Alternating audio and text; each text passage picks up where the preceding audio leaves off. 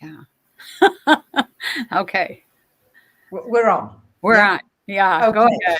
Hello, everybody, and a very, very warm welcome to Kelly here today with us. Thank you so much for coming back. Sure. It's always a joy to be with you. I tell you what, it's good to be here. Like I said before, there's a lot happening. I'm not sure I'm all here, but I'll get myself in a pile as we go along, I'm sure. Well, meanwhile, as you collect yourself, I just need to address that, as Penny says, things are changing more rapidly than ever now. And Lucy and I, we've parted very amicably. We've got just different projects that we want to pursue. So today we've got Daphne and Elsa kindly helping in the chat. And things are changing. So don't be surprised if in your life things suddenly change and take you maybe like by left field. Yeah. So Penny today, perhaps if we could start by talking a little about health. Yeah, because I think that health is such a, as you've been saying for so many years, without health, how are we going to create the new earth? That's right. Yeah. So in your book, you have said, perhaps if you want to hold up your book, from the getting well naturally from the soil to the stomach. Yeah. Thank you.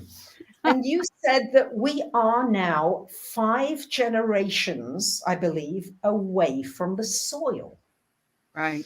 So could I ask you, as much as we're eating organically, for those that are really trying hard, how much nutrition is actually in that food, even if we're doing our best? And what could we do about that to raise the frequency of the food that we do have to get more nutrition from it? Wow.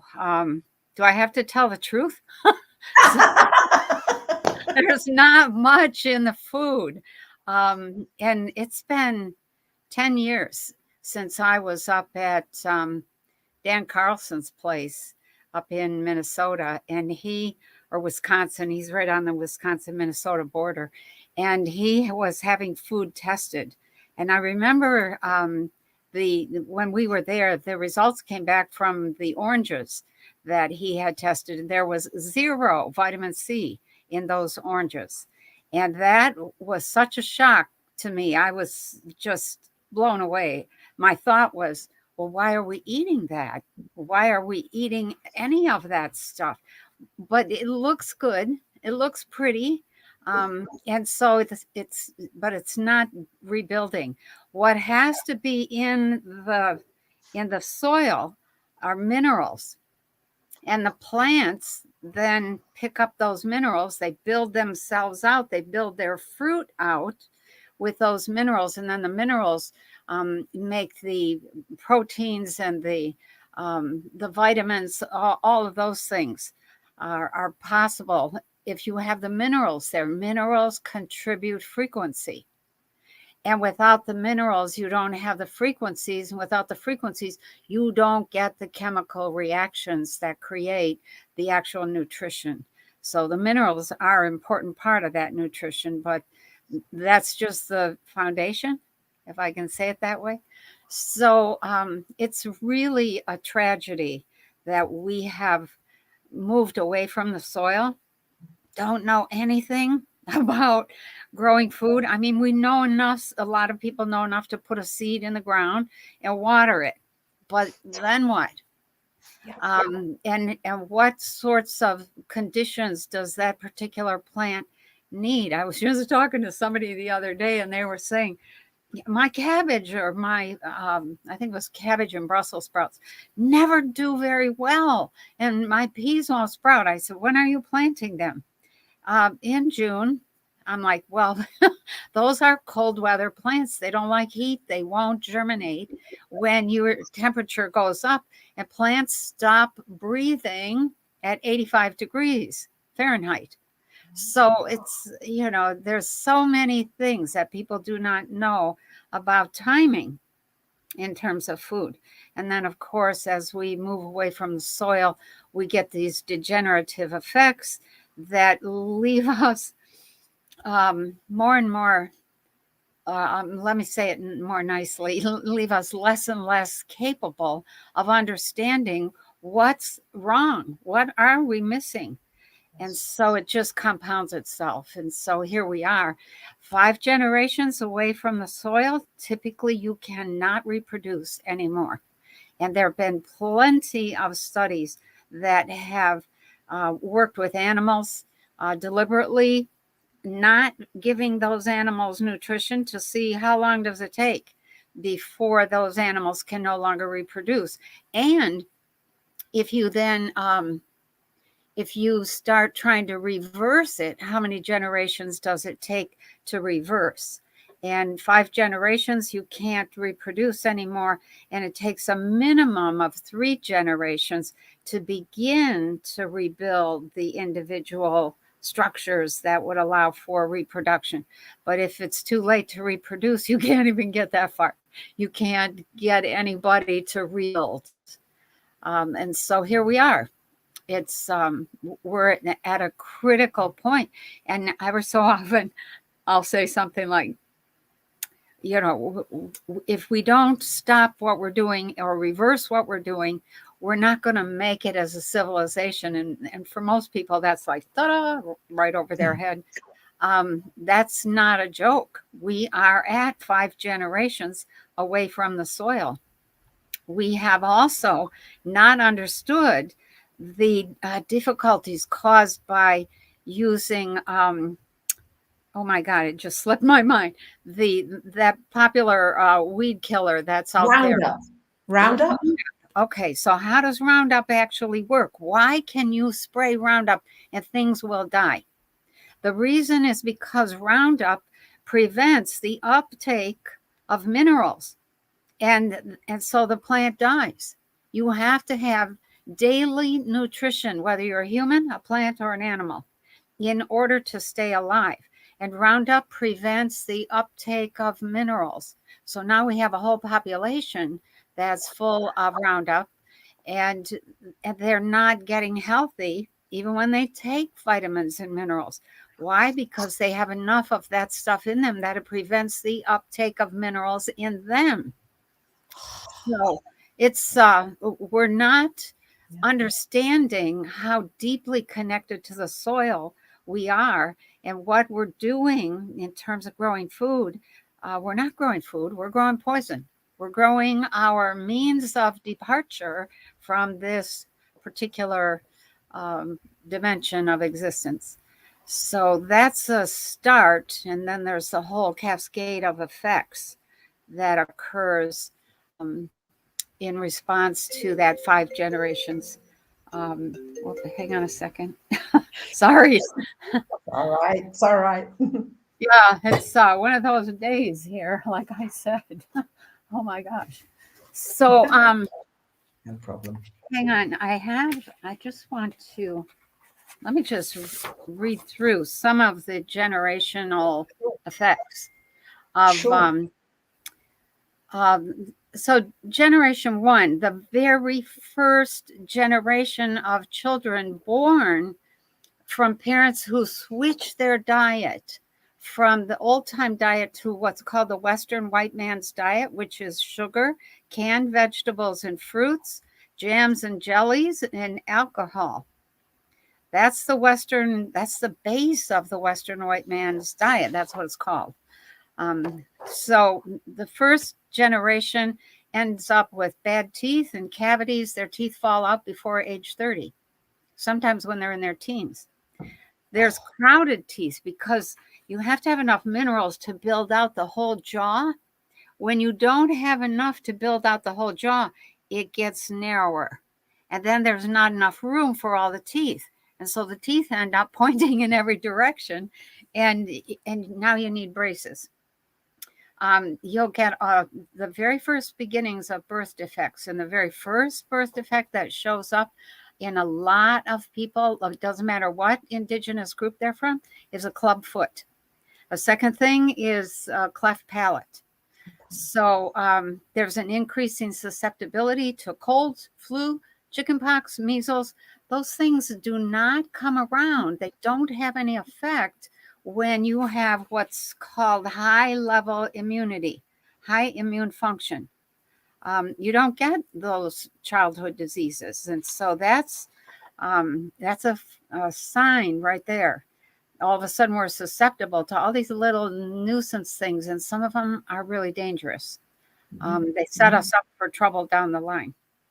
Yes. There are a lot of mental and emotional disturbances.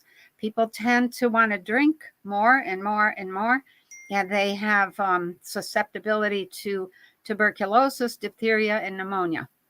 Those things don't happen when you are supremely healthy. So, and what you get from that, just from that first generation, is the rise of the dental profession, psychiatrists for all the emotional trouble, orphanages to care for children of parents who don't make it, and the chemical industry, which begins to focus on pills and potions. So that's just the first generation. So each one gets worse. Let me read generation 2, and then I'll be quiet. So, all right. I think we need to know how critical this is. Yeah, Yes. it is. It is critical. Please.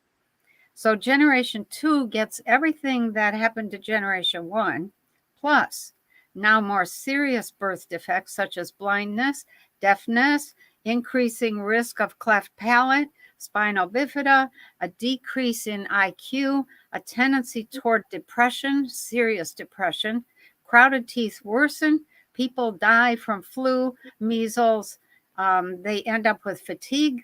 They don't have the energy to work like they used to.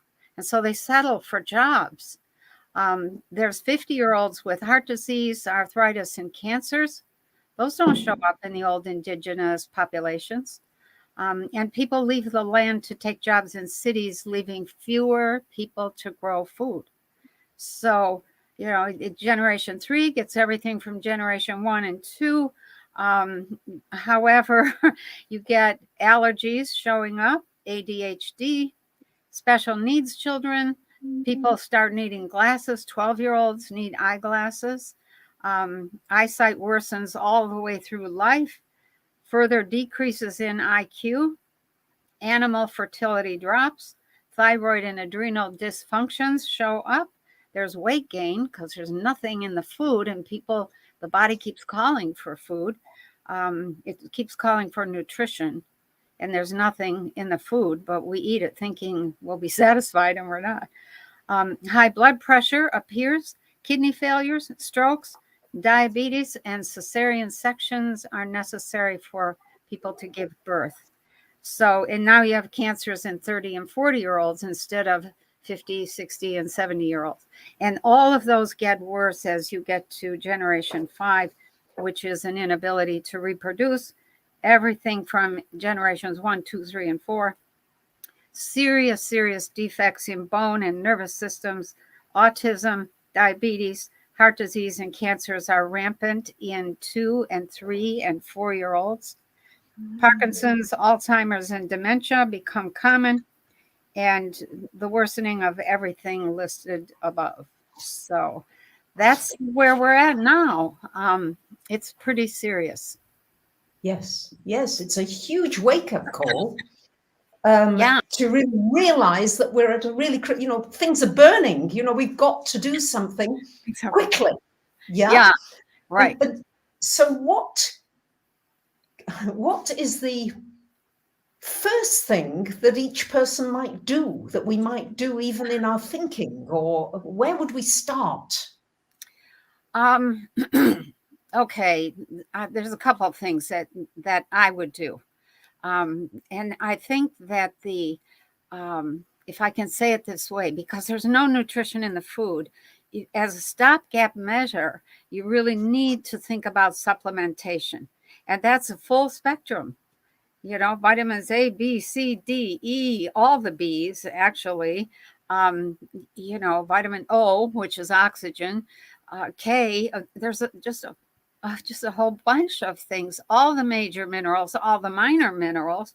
and the amino acids. If you don't have amino acids, none of the rest work. So that would be the first thing. The second thing, in terms of getting better food, is to begin to think about, okay, maybe I'll grow some things myself, and maybe I'll stop buying the food that is not organic. Well, a lot of organic food, I've seen it. It's smaller.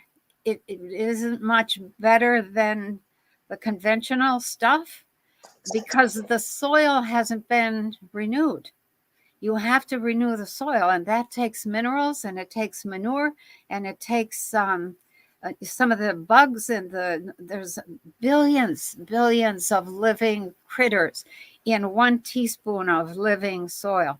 So all of that has to be thought about. And then, of course, if all you've got is a patio and you're doing container gardening, what do you grow first, second, third? I would probably grow potatoes, white potatoes and sweet potatoes. Of course, I can't have white potatoes because I'm highly allergic to those. But other things are available. Greens, dark greens, heavy dark greens that haven't been sprayed. Those are easy to grow. And in 40 days, 50 days, they're ready to eat.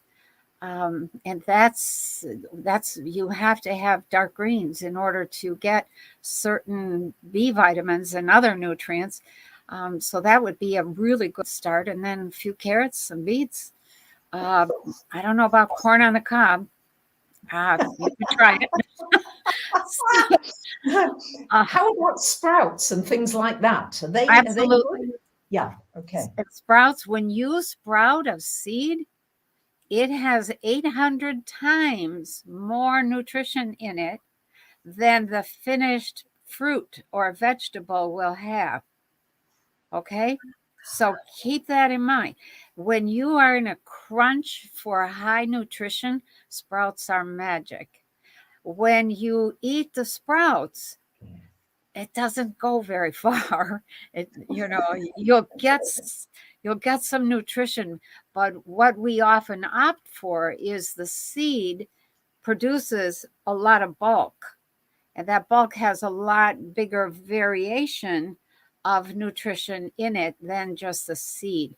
And those sprouted seeds also are loaded with enzymes. Enzymes are magical. They kill cancers. They right wrongs. They do all kinds of things in the body. So your body is one big enzyme factory. So, yeah. Wow. Yeah. Yes, it's a huge area. Yeah, it is. Is there anything we could do with intention around the food? I mean, I'm shocked to say that an orange has 0 value, nutritional value. That is like a huge shock. But let's say you've bought organic food. Can we do anything to raise that frequency at all? Yeah, you can. And that used to be standard practice. We used to pray, what is it? I forget what the prayer was that we used to say when I was a kid. Everybody said a little prayer and then ate. Well, that's nice, but it's a holdover from the old tradition of talking with the food and putting your hands around it and then going away for 20 minutes while that food reorganized its frequencies, and then you came back and ate it or drank it. So if you don't have some trust, I guess I'll say it bluntly, you have to be able to trust that you're going to have an effect. People that are trained healers have extraordinary energy that they can project from their hands. We found that in the lab, they could affect everything: water, food, seeds, stones, soil, plants, animals, all kinds of things. And that really, excuse me, that ability, I think, is hiding in everybody. We just don't do it. Yeah. So it's like I tell my students, try stuff. Try stuff, because you don't know what effect you're going to have. And over time, if you ask something that normally causes tremendous allergies to not have an allergic effect, I don't know that I would start with that, because that's, I've tried that. And even I can't eat potatoes or tomatoes or green peppers because I'm so highly sensitive to the stuff that's in those.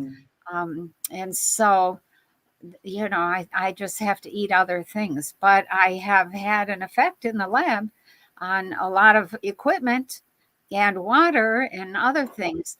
So, from my point of view, the fact that I cannot have tomatoes or potatoes when I grew up on those and I love those, oh my gosh, that to me is a lesson that says, look, girl, you're either honoring your system or you're not. You're either taking care of your temple or you're not. And that's part of the discipline of taking care of yourself. Know thyself. So I haven't tried. There's a few tricks yet that I could try. I haven't tried those yet. I may get a chance to do that this summer in my big garden. At least bless your water, at least. Or do like I have, here's my water. I have this little plasma, tubes of plasma, and then this blue thing has these plasma tubes on the side. But that plasma affects everything in its room, everything in the space that it's in, including the water that makes up the human being. So that's all really ways to help to increase your own sense of how would I say it, of doing something. The last thing I would say would be learn to bake bread. Bread is a staple. We have been taught that it's not good for us. It's a carb. Oh, we can't have any carbs. You need carbs. And if your bread is loaded with nutrition, then it's that with butter on it is a meal in itself. And that is very good for you. Learn to make good bread. And I have, been making bread for a very long time. I have a couple of secret recipes, and people have eaten that bread and said, oh my God, what is in this? And I will just smile and say, secret recipe. But it's a recipe that is so loaded with nutrition that even I was surprised that people noticed immediately. They said, I can only eat like one piece of bread and I'm full. When the food is loaded with nutrition, you can't eat very much. The body sends out this, okay, I'm satisfied, I'm full. You'll get this feeling of, okay, I'm full. So, yeah. Yeah. And I think also, I mean, I'm just noticing a few things I'm experimenting with at the moment is just actually being more conscious when you're eating. And realizing that you don't need as much food as you think you might need. That's true. I'm noticing that. It's like, hey, if I get up after eating half of the food I thought I was going to eat, I'm fine. I'm actually not hungry. Yes, right. There's a habitual thing with the food. That is true. When you chew your food until it's a liquid in your mouth, don't just chew it to the point that you think you can get it down without choking. That's not enough. You're supposed to mechanically break that food down, mix it with saliva. That's the first stage of digestion. If you skimp on that and then you don't have any hydrochloric acid in your stomach, you're not going to get any nutrition out of that food, even if it's loaded. So chewing, yes. Eating less, eating more consciously, eating slowly. Wow. Yeah. So there are things that we can do now that will help us stay reasonably healthy. Yeah. It gives you this, not only the feeling of, okay, I'm doing what I can. The universe tends to meet you. If you go halfway, it'll meet you halfway. And you'll begin to understand or be given other, what would I call it? Other insights, other Yes. knowledge, other pathways. You'll get ideas that you'll say, oh, I could do such and such, whatever it is. And you begin to learn from your own inner teacher. And that's really the best way to learn, hands down. Yeah, So, it really is. We've been taught to look outside ourselves generally. right. You That's true. know, go to the doctor. You're not well, let's see the doctor. I boy, let me not get started on that one. So I will say that, if you break a leg or you get in an accident, you fall apart or you're having a heart attack, yeah. But even a heart attack, often it helps if you just tap and drink some coffee. That's something that people, of course, they freak out. And why do we freak out over so many little things? Because we don't know. We don't have any techniques for handling that without the panic. So Yeah, exactly. And that's why your work is so tremendous, that you're sharing this wonderful knowledge with your courses and your books. yeah, it feels like And so little, but book here. yeah. And there is an offer on the books at the moment, special offer of 20% discount for the next 6 days. Yep. If you would like to get Penny's book, Getting Well Yeah. Naturally from the Soil to the Stomach. Yeah. Also, And Robes, wonderful book about the coming changes, written donkeys years ago, and they're happening now, which is just, it's mind-blowing, let me tell you, just mind-blowing, the things that were said. And also, sorry, go ahead, please. No, that's okay. When Okay. somebody reminds me that the things that they said, and then I look at the world now, even though I wrote the book, I'm still like, oh, wow. So It's amazing. I'm sorry, I get distracted by the book there. Daphne, can I see Penny bigger, please? Oh, all right, go ahead. It's just, okay. I want to see Penny, and I'm looking at her like, where's Penny gone? And she's a little corner at the corner of the screen. It's okay. The offer is on those 3 books, and so I think that's why Daphne was showing those. So. Oh no, she's doing a grand job. It was just I had to say that I'd lost you for a moment. No, if we can. But yes, they're wonderful books, and I have them all, and I refer to them a great deal. I really do. Yes, very, very valuable. So,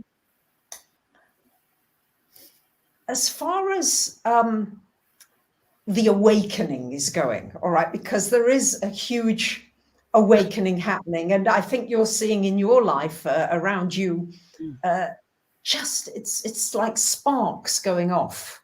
Yeah. Would you like to maybe like small explosions every day? Yes. If it was a spark, I could look at it and say, "Oh yeah, it'll be okay." Go ahead. Sorry for interrupting. No, not at all. Not at all. And so, and I'm kind of seeing similar things around me too. Is it true, or does it have to be true, that there has to be a fall before an awakening? There has to be an accident, a divorce, a separation, a serious illness. Do we have to go down necessarily in order to go up? No, we don't have to. However, when the entire civilization has been trained to follow orders from outside, then trying to come up with the permission to make a change because you want to, and that's coming from inside, that's very difficult. It's very challenging. And so the outer does fall apart before people will say, oh, I think I should have, or, oh, that wasn't working for the last 5 years, or whatever. We don't have inner authority anymore to decide and do anything. And that is really sad. So quite often things do have to fall apart. And, just this morning I saw this. announcement, or this is just a headline. I didn't read the whole article, so maybe there'll be more in it that would say something different. But the article was that the students, I think at the University of Las Vegas or University of Nevada in Las Vegas, were protesting because the mask mandates were removed. Whoops, maybe I shouldn't say mask mandates. So maybe you got that out, Daphne. So because certain restrictions were removed and no face covering was required, and they want that reinstated. And I was like, oh my God. Okay. We see what we're seeing is something that is well known in marketing and psychological corners, that if you start something, it's going to go somewhere. And people who don't know, people who are uninformed or who haven't really looked at the whole situation, they're going to pick that up, and some people are going to buy in, and it creates division. The bottom line is the division. It isn't really even about the new rules being imposed. It's about keeping the division and the chaos going. And that's very distracting. And that prevents any kind of inner authority from coming to the fore. So we end up lost. Yes. And then one follows the other, follows the other. That's right. Yeah. Yeah, there's a long way we have to go in terms of getting to that place of inner authority, which we lost a long time ago. But that awakening process, I see it. It is painful for people. There's times when I just cry. It's like, well, there's no way other than to know. There's no other way to handle this other than to feel it. You have to know and feel. You have to see and feel. You have to hear and feel. And people are so afraid to see, hear, or know anything other than what they think will keep them safe and secure. And they don't see that the safe and secure thing is leading them right over the cliff. Yes. So, and onto the rocks below. Yes. Yeah. How can we be more encouraged to roll with the uncertainty that is going to gather momentum? There's a couple things that I do. I don't know if they would work for anyone else, but my own attitude as I look out at the world is to enjoy the uncertainty. It's to get involved in the drama and the trauma I see out there at the feeling level and go right with it. At the same time, there's this little corner, it's called the rock, the inner rock, the rock that ancient people used to say, thou art Peter, and upon this rock you can build a consciousness. That's what eventually got corrupted by the church. But that rock is a place where no one goes. And it's a place reserved for yourself. It's not on feeling. It's not on caring. But it's a place from which you can be grounded and stable and be part of what all is happening out there without getting caught in it, tangled, and losing yourself along the way. That's my way. And I try to teach my students to develop that rock and to have tools at their disposal so that they can get to it and manage it. It's no small task, I will say that. But that need to manage what's going on, to be part of it and yet not be lost in it, is really, really important. That's what gives you the clarity to see behind the curtain who's pulling the levers, who's putting out BS, to put it bluntly. Yeah. Yes. So it's really finding that inner strength that everybody does have, but we have to learn how to activate it. Yeah, and we don't support one another's strength. We tend to criticize and complain and whine and carry Yes, on yes. and expect that other to fix us. And that's not their responsibility. No, We have to no, fix ourselves. absolutely. And I'm noticing more and more people want to say, oh, well, you did this and you did that. And I'm like, well, it's not going on in me. Yeah. Yeah. Yeah. My response would be, and what was your role in that? You know, whoops. Hang on one second. Sure. Uh, whoops. Okay. So I think we really have to do something that whoops, hang on. I'm trying to do two things at once here. It's So all fine. It's all good. okay, I think the thing that we have to do is be willing to see and be willing to respond from the soul, from the deepest part of our own soul, and then let whatever's happening out there teach us. In other words, change within should be a daily thing, and Yes. Yes. that uncertainty is embraced then, and it's no longer frightening. I love that. That is it. Because there's a tendency you go through something and then you think, well, let me have a break for a while. Yeah. Let me just, go to sleep, eat a bit and, just, Right. But Yeah. with the awakening that's happening, there is no break in it, or there doesn't No. feel as though there's a break. How do No. you keep your equilibrium yourself? What would you recommend for your students to maintain that equilibrium? Um, I don't know. I'm so in love with the world and the craziness of the world Yeah. that for me, it's really exciting. I see it as a place that is in need of love. They need love. People don't understand what real love is. Real love is an honest response. It's not all that romantic, mushy crap that it gets put out there by Madison Avenue. Um, No, it's not. yeah, it's a willingness to look and to see and to hear and to say yes or no or whatever in terms of handling the uncertainty. I keep my eye on what could be created. I think that's really the key for a lot of people. What do you want? I ask this all the time.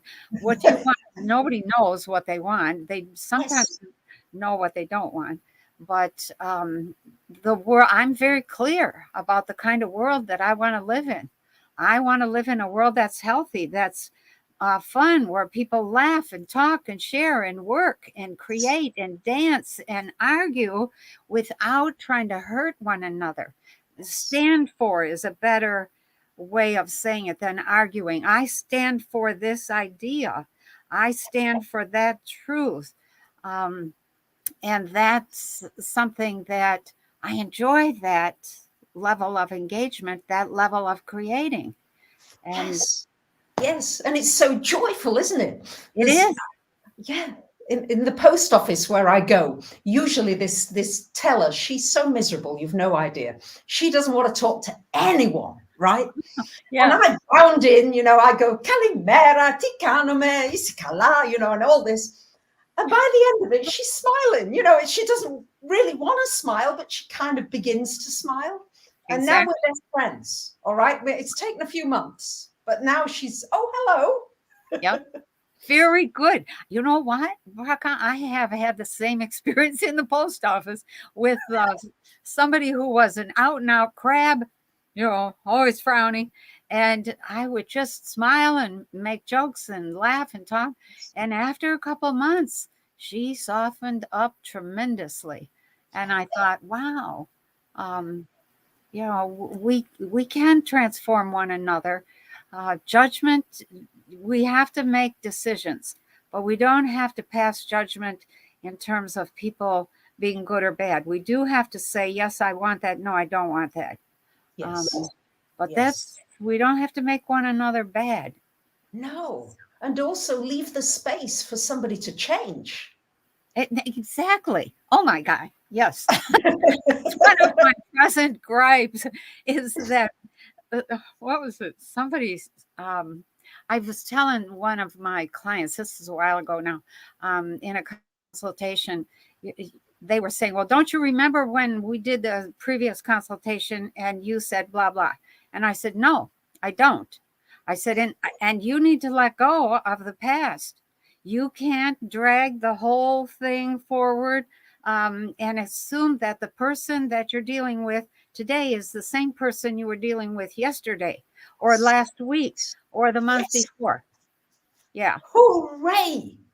Yeah. Hooray. Yes. Somebody was blowing me out very recently saying, I think she just needs to get it off her chest. But it was like, you've been doing this for years and years. This has been going on. I'm thinking, you've carried this for years. Yeah. It's like, wow. Uh-huh. I know. How are we going to get to a different world if we can't allow the changes or recognize when Yes. somebody in our circle is doing something different, is feeling different, is saying something different? If you just assume that they're the same old crab, I was going to say,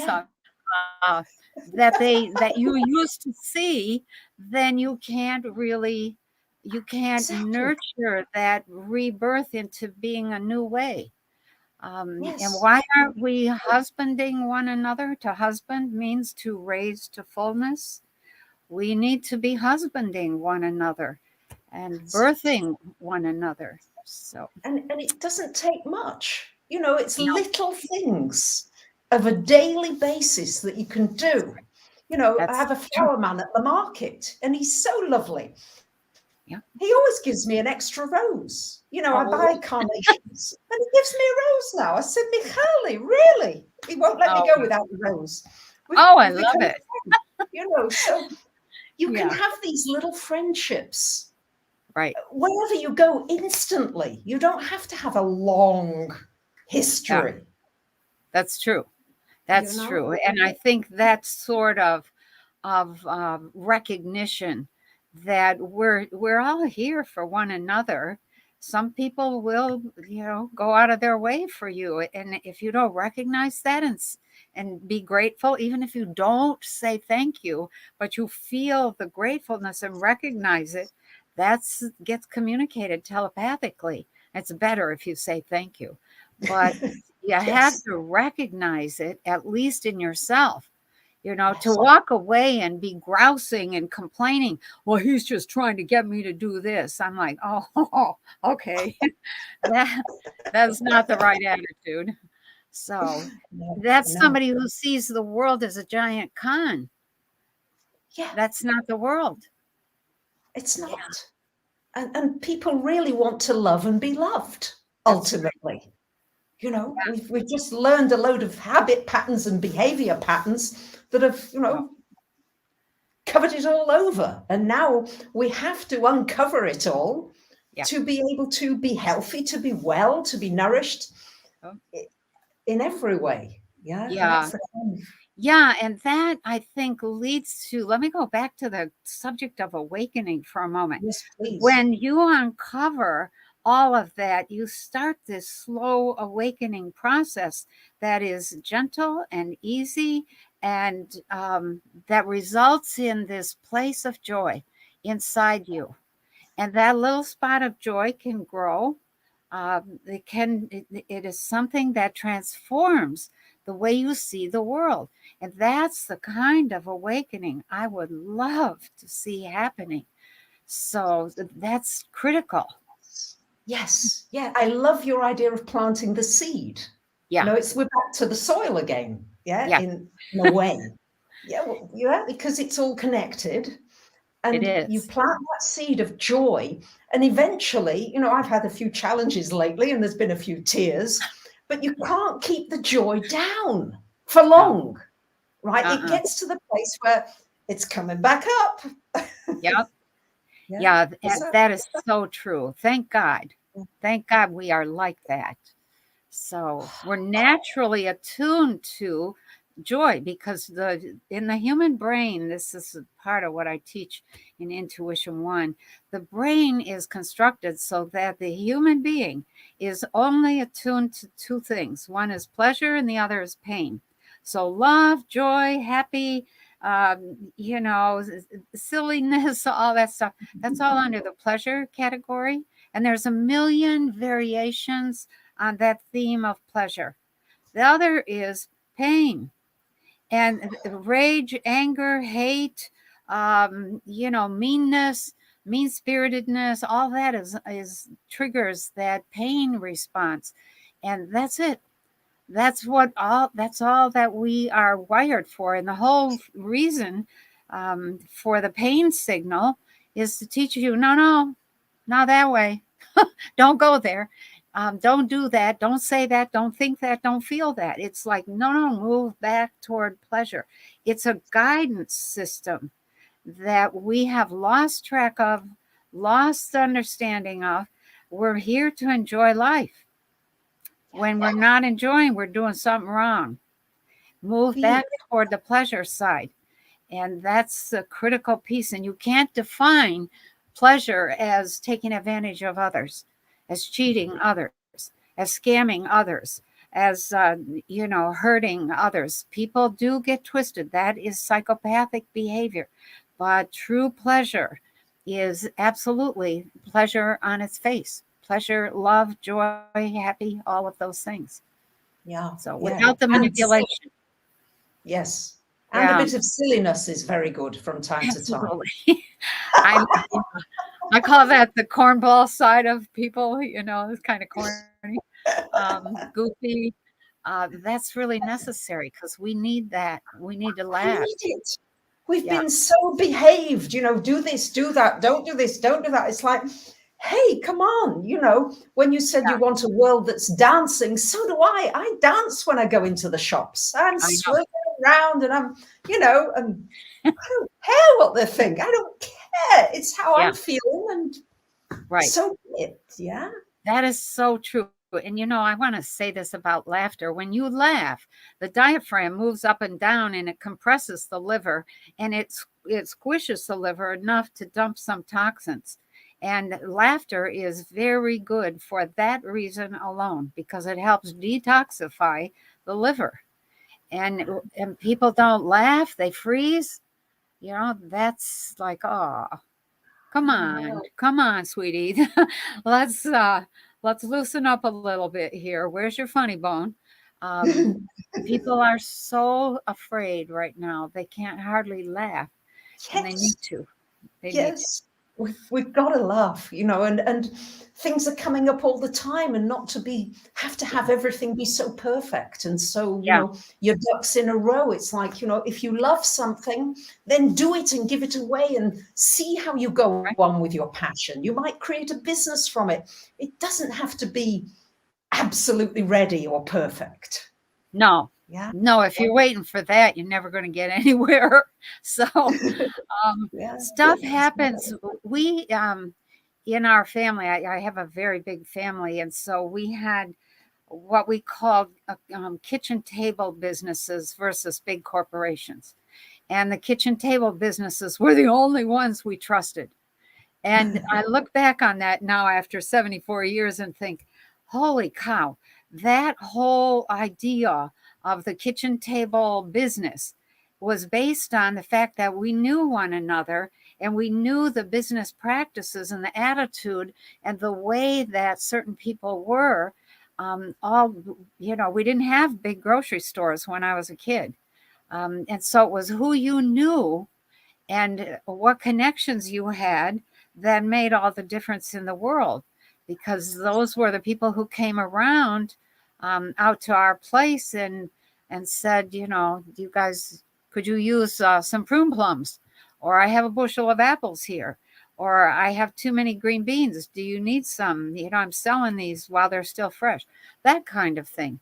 And these old fellows with his, back end of their car full of veggies would come around twice a week. And you see that a little bit in the cities with these carts that go down the street, sell veggies to people in the cities or we did have those in Detroit when I was in the Detroit area. But all of that business stuff, well, that business sense that I have, which is, I swear that's why I'm not a very good marketer, is because it was all based on who we knew and the kitchen table kinds of conversation and tactics and agreements that got worked out. When you made an agreement with somebody and you shook on it, that was the contract right there. And nobody was suing anybody else. However, if you didn't honor your handshake, nobody else did business with you. Word would get around. Of course, we've gotten away from that. And now everybody's suing everybody. But that's really that whole idea of starting something, kitchen table business, and letting it grow. That's how I started. And I've been amazed at the things that have happened, along the way. And I have been so uncomfortable with what I see happening to people in the big corporations. Some of them are, mediocre, but some of them are not. And it's really sad what's happening there. So, and what's even sadder is if they go down and they're be responsible for supplying us with everything, then what? Then what? Yeah.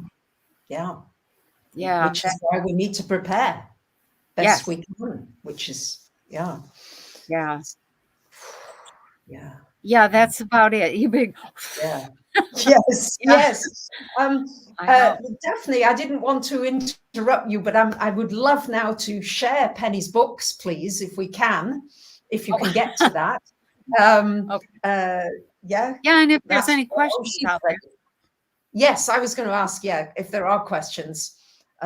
These are really, they are books that are so deep, you will find yourself going back and back and back to them for more information. It really is, they are worth every single dime. Really. When I write to teach, and I write as richly as I can, thinking that, maybe somebody is going to read this and this one line they'll go, oh my gosh, I needed to hear that. I needed to know that. Or all of a sudden they'll see a bigger picture that fits together a little better. So, yes. Well, when I read Robes, sorry, I'll let the question go in a minute, but when I read Robes and you said in Robes, I don't know what year you wrote it, but it was many years ago, that we would have to prove our health in order to get into an organization. And wow, it was like, I read that. Wow. I know. Yeah, I started writing Robes in 1992, and I finally published it in 96, and then published it bigger in 1997. But a lot of the stuff in there, even at the time that I wrote it, I was like, ain't no way. There's no way that this could happen. And here we are. And it's all unfolding, and I'm going, But I have my eye on the things I saw in the future that I think are stunningly amazing, beautiful. They work. The world works very differently. So, yes. So please, Angela. So Angela says, some of us do know how to deal with what might feel like a heart attack and not panic, knowing it's energy moving and breathing through it. We tend to panic when we don't trust in our own body. Yep. Amen. Know thyself. Know thyself starts with the body. And a lot of people on a spiritual path tend to poo-poo the body. That's not where you start. You start with the body. Don Juan used to say it's all in the body. He was one of my teachers. And that has proven to be correct in more ways than I could even think about way back then. So, yeah, it starts in the body. Very good. Beautiful. Let's see. Penny, you said at the beginning of January that Canada was going to blow up and to stay away from Ottawa. Weeks later, the truckers' movement started. I live in Toronto. What did you mean by blow up? Just what's happening now. The blowback, it actually said that there would be a blowback. And that what I saw was something in Quebec. That was how the vision presented itself. Really just was something that people were like, I've had enough. That's enough. And they were done with the whole medical situation. But what I saw happening, unfolding, was that it became more than just the medical situation. It became we're done with this whole government. We're done with the idea of nations and corruption and all of that, and financial systems that have control over all of our money and our livelihoods. And so that's the blow up that I was talking about. And it's a slow motion blow, if I can say it that way. And I've been very concerned about this weekend and about the other trucker. Can we say trucker? Can we do about the other people standing up? Yes. So, Yes. yeah. Yeah, it's the start of the actual revolution. So strong words, but I mean every letter in that word. So Absolutely. Yes. yeah. Beta says, could you please recommend a good source of supplements and aminos for people from continents other than America? Oh, Beta, I'm not familiar with other sources in other countries because I haven't lived there. But there are some places that will ship out of the U.S. I think Vitacost will ship out of the U.S., VITACOST.com. I am not sure about Progressive Labs. Progressive, They will. like They will. yeah. I've got Okay. stuff from them. And Okay. iHerb will iHerb. also, they're very good. Yeah. Yeah. Even a mediocre supplement is better than what is not in the food. You need something. So the brand Pure, Pure, is very good. It's a little more expensive. Some of the others that are really common, like Solar Ray and Now, they're decent. Some of their stuff is, I'll say, decent. Leave it at that. Okay. Aminos, aminos are really important. If you don't do anything else, take aminos. So, yeah, they're primary. So Mariana says, hi, Daphne. After reading Penny's book last year, I took vitamins, minerals, aminos, castor oil, and exercise, but I can't get rid of the belly fat. Can you ask any magical tricks? Thank you. Well, if I figured that out, I'd get rid of my own. So, the best thing is you have to stop eating as much as you were eating, and you have to go to mostly fruits, vegetables, and if you're not vegetarian, meat. If you can eat fat, oils, you have to have water, you have to have salt, and you have to have oil, and then all your vitamins, minerals, aminos will work. But if you are eating too much, belly fat doesn't go away. You also have to exercise that belly fat. What do they call it? Doing my abs.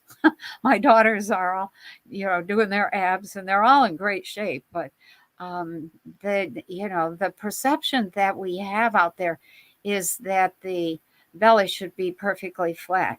That's really not needed. When the belly is perfectly flat, I, as a doctor, look at people and say, what's wrong? Okay. And that is something that, yes, we see that in other countries where people are not eating a lot of garbage. But if you have a flat belly in America, you probably got some malnutrition going. So, because there's no good food in America, everybody's eating processed crap. So, And that leads to belly. The other thing is you have to reduce your stress. Um, Absolutely have to, because cortisol builds fat. Um, and the reason the body does that is because it says we have stress, we're under stress. And fat is a super nutrient in terms of supplying energy. So it stores fat in the belly for you to draw from when you are in periods of stress. So when life is good and simple and smooth, the belly fat goes down because the stress goes down, and the cortisol goes down. So it's never one thing. It's always a combination of things. So, okay. So Third Coast says, question, please share any recommendations about where to purchase good seeds and any brands, kinds, etc. Thank you, ladies. Love you both. Thank you. The best seeds are going to be the seeds that you grow. Okay. But that's not a place to start. If you don't have a seed storage habit, or if you're not collecting seeds in your own garden, you have to start somewhere. Almost any seed will be okay.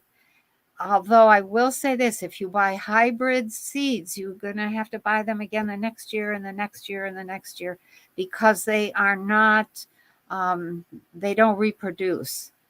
They are seeds that they'll grow a vegetable or they'll grow a plant. A lot of hybrid seeds have been engineered for less nutrition and more pretty. That's bad English, more pretty. But um, keep in mind that when you buy seeds, you really want to buy heirloom seeds. There's all kinds of seed catalogs out there. Look for the words heirloom. That is a seed that you can then save from that plant and plant it the next season or the next month or whatever. And I'll just share, when I started saving seeds, I had a crop of lettuce that I grew in my garden, and I saved a whole bunch of their seeds. When I noticed that they were dropping seeds and starting brand new little tiny lettuce plants, and I thought, oh, okay, so I'm going to save these seeds and I won't have to buy lettuce seeds anymore. So the next year, I found a brand of, I didn't have enough of the seeds that I had saved. So I bought some, same thing.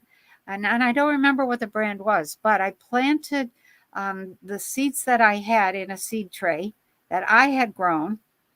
And I planted the seeds that I bought from the store. Same kind. I think it was black seeded Simpson, actually. And at 3 weeks, 4 weeks in the seed tray, I could not. I actually took a photograph of the difference, because the seeds from the store were this high and the seeds from my garden were this high. They were twice the size and twice as vigorous and produced twice as many leaves, because you pick the leaves, a few at a time, and you don't pick the whole plant. You just let it keep producing until it goes to seed. So get heirloom seeds if you can. Your first year, you can get seeds. There's all kinds. I don't know if you're in the U.S. or not. Seed Savers Exchange is a great place. It's in Decorah, Iowa. There you can get good stuff from Johnny's Seeds. There's God, what's the name of the seed place in New Mexico? I forget, but seed is also in their name. And then there's the big companies like Gurney's and stuff like that. In Europe, I have no idea, or in Asia or South America. I'm sorry, I just don't know the people who produce seeds over there. So if you can get a few seeds from a farmer in your area, why were those lettuce seeds so different in terms of size and vigor? Because the mother plant who's making the seeds for next year is building in all of the information that she has collected and giving that to her seed babies. And so when you plant those seeds the next year, they are already not having to figure out what kind of soil is this, how much moisture is there, what kind of temperatures do I have to deal with, what kinds of viruses and molds and mildews and bacteria are in the soil. The mother plant has built in the intelligence of all of that information, and those seeds just take off, and they are healthy beyond belief. So you can get stuff from the store, and you can start there. But if you can, collect seeds. A lot of stuff produces seed the first year. Sometimes you have to plant a small area in your garden that is your seed garden, and you let things come up, go to seed, and the next year they produce their seed. Or you let them, you don't harvest them, because the next year, if you leave them in the ground, they will go to seed. That's like cabbage, kale, beets, carrots, and you just collect those seeds and put those in the ground, and then you've got a steady supply going. So that's it for seeds. Let's see. Penny, do you use ancient flower type? Yes, I do. I haven't used emmer very much, but I use spelt exclusively. So they are, and I grind my own wheat berries, because when you buy flour from the store, the oil in the flour is rancid within about 72 hours. And so I buy the wheat berries, I grind them as I'm ready to make bread, bake the bread, and then freeze it immediately. And freezing changes the texture of the bread to an extraordinary degree that is magnificent. So that all of those oils, all the germ, all of the everything, all the nutrients are in the bread, plus all the other goodies that I add. So let's see, Jennifer, where's Penny? Okay, that bread recipe is not in anything. It's right here in my head. Even my daughter was saying, you know, aren't you going to give me your recipe? And I said, no. And she's like, what? How dare you? And I said, yep, I do. So, and I'm just teasing her. It's really just teasing. It's like, no, I'm not giving that away unless I'm really serious, unless I know somebody is really serious about making good bread. So, so Christine says, thank you for help. Thank you, Christine. Yeah, you guys really do have an amazing community. I think that's wonderful. I just, Thank you. yeah. Well, Well, it's an honor that you come and share your wisdom and yeah, but insight. you did all the work of getting it going. So, yeah, Very fortunate. Thank you. yeah. Okay, Cassie says, I have a question. Are these seeds organic from heirloom? Maybe. Organic is another thing. Organic means that the heirloom plants have not been sprayed. Organic means that the soil has been restored so that the seed, and you can, I don't have the draw. I had a drawing that I had for a long time of a seed. If you open, for instance, let's say a cantaloupe, and it's full of seeds in the middle, you know, spread those seeds out on the cupboard and let them dry out for a day or two, and then look at them. The seeds that are nice and fat and rounded, those seeds are ready to plant. If the seed is collapsed, I'm not sure, I can't show it, but if the seed looks like it's dished, then it doesn't have enough germ. It doesn't have enough, you know, nutrient package to support the full development of that seed until it can get its roots in the soil. And so it'll start to germinate and then it'll collapse. So seeds are full and fat and ready to go when they're healthy. If they're not, a lot of inorganic seeds are kind of skinny. There's a little skinny looking things. So, and you have to look at quite a few of the seeds in comparison to see which ones are fully developed seeds and which ones are not, are immature. So keep that in mind. Okay. Um, not all fats are bad fats. Absolutely. There's really no bad fats except for the oils, like, well, I don't want to name any brands. I'll be getting myself in trouble. But you have to have fat. You have to have saturated animal fats. That's butter, that's tallow, that's lard, that's bacon fat, that's, a little bit of the fat that was around your beef roast or whatever it is, your ham roast, and so on. And then and that's your saturated animal fats. And cream, that's another one. Very, very good for you and very powerful. And you will not be hungry if you eat those. And then there's the olive oil. That's an unsaturated fat. It's that also very good for you. And then there's the super unsaturated fats, and that's your flaxseed oil, your hemp seed oil. You have to have those. I think, what is that flour? I'm not sure about black seed oil. I can't take black seed oil. I have immediate reaction in my gallbladder.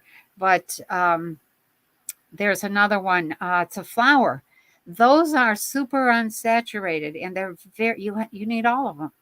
Each one does something different in the body and nurtures a different aspect of nutritional, I'm going to say health or nutritional perfection. So, yeah, you're right. Malvina, Benny, could you tell us more about placing hands over the food water? A little bit. I'll tell you what we did in the lab when we were researching energies. We would face east. We had to face east. We did a whole series of experiments inside a pyramid in which we oriented whatever it was we were dealing with, east, north, south, or west. Whether the blade was oriented, north. Well, it gets. You got to have some imagination here to understand. So we did this series of experiments in the lab, and we even brought in a gal who was really a very good healer, and she basically said to all of us, no, do this instead, because we were just kind of doing hit or miss, like trying to. I mean, I could get a reaction just with my eyes because there's rays that come out of the eyes, but she said face east and put your hands around your water bottle.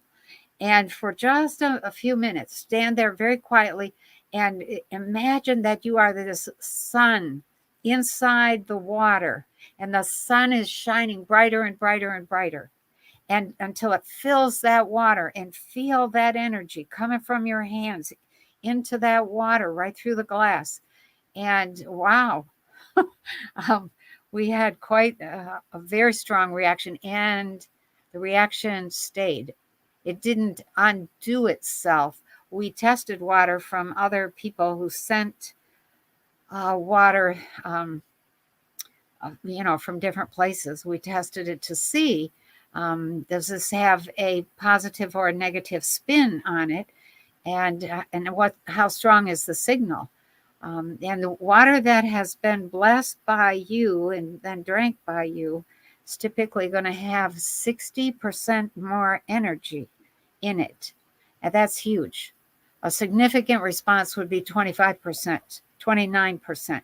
But when it has 60%, and then that's permanent, that's very good. And if you can keep that water cold, that's very, very good. So plasma is an option.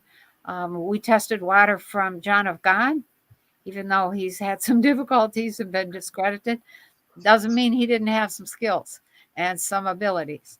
And that water, just a teaspoon of that water, put it in a quart of other water, just tap water, would just change the entire chemical structure and energetic signature of that tap water within about 24 hours. So just bless it, talk to it, tell it you love it. I ask it to do certain things, like I need you to, um, one of the things you want to do is keep your spinal pads. There's these little pads between each one of your spinal bones as you go up the spinal bone or spinal column. And those pads need to be hydrated. And so I ask them to target those pads always, because that prevents back pain, backache. Those pads dry out, the bones collapse a little, and it pinches nerves and muscles, and it hurts. So just drinking water often ends back pain. So just, those are some tips and tricks. We did not get a very good reaction facing north or south at all, almost none. But east was the strongest, west was the next strongest. And so direction makes a difference. Okay. Okay. I think that's probably all I could say. No more questions, Daphne? We done? Oh, dysautonomia from an accident hitting the head. Whoa. Now, I don't really have any experience with that, but I will say this. If you had any kind of an accident or injury, whether it's leg or head or back or arm or whatever, get really quiet. Get into a position in which you're comfortable, and then go inside and try to find in your imagination. That's not just imagination. That's your imaging capacity. That's one of your senses, the ability to image. Go in there and see if you can find the center locale of that injury. And sometimes it's just, I'm going to say, it's residual shock. All of the adjacent structures undergo a shock or and it's the same thing we were talking about earlier. When we were talking about seeing somebody the way that you used to see them 10 years ago when they were young and immature and crabby and stupid and arrogant and all that. And now they've changed. The same thing happens inside of us. Other parts react to the part that's injured as if it can never be healed until you go in there and heal it. And you do that with breath work. And so you go in, you picture that spot, you imagine that you are breathing into that spot with this golden white light with pink edges. And you just keep on doing that slow, deep breath in. And usually after 2 or 3 days, you're going to feel a difference. So we can heal ourselves. We just don't believe we can, and we don't have any techniques for doing that. But breath is one of the major tools, plus consciousness, plus the ability to image. Those are critical. So practice using those. Okay? Yes. Absolutely. Yeah. Wow. Okay. Yes. All right. They were great questions. Yes, thank you, everybody, for... it's been a very lively chat, I think, and Elsa's been wonderful, and so is Daphne. Thank you very, very much. Yeah. Penny, I could talk to you for, about 1 million hours. Okay. Well, I have another thing on my calendar here at 2:30, so we got 5 minutes. So. Thank you very, very much. No, really, I just want to thank you. And perhaps if we can just end up with the books, or there is a link to Penny's books, and the discount code is in the description box for those of you that are interested.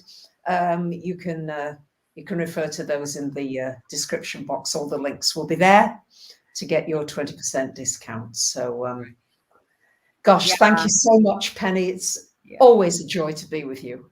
My pleasure. Thank you so much. And thank you, everybody, for the cohesiveness and the liveliness of your little community here. It's actually not all that little.